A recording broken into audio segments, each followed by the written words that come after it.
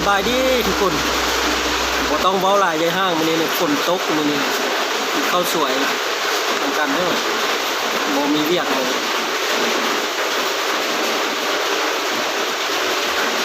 อาหารก็สิมีนี่แหละอ๋อตัวดอกแคต้องเว้าหลายยับแดด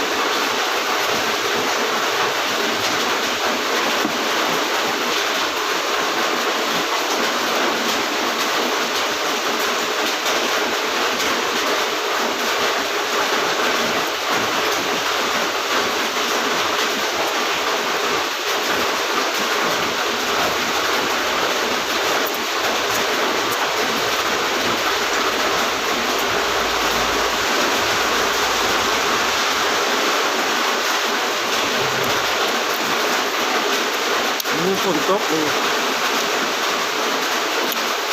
มีเวียก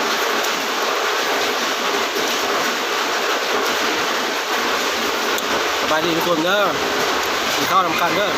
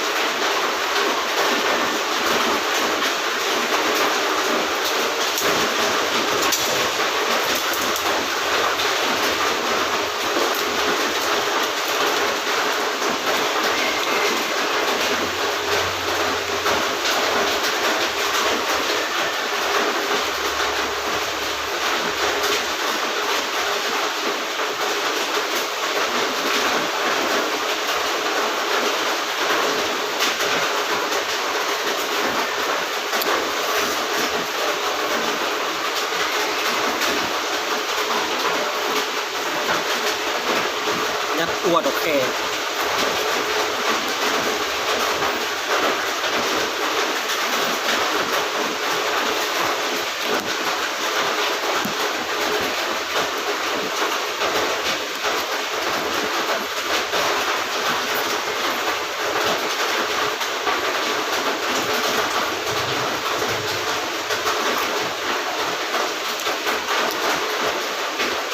มันยังกินผู้เดียวมัน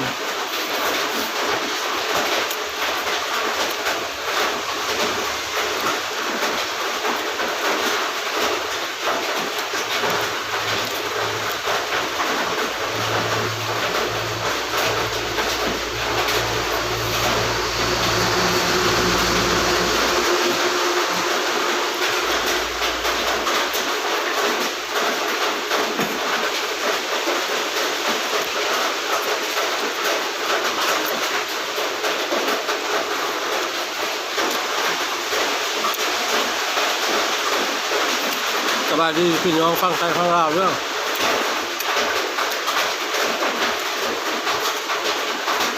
พี่น้องฟังไทยไม่ได้กินข้าวทำกันหรอ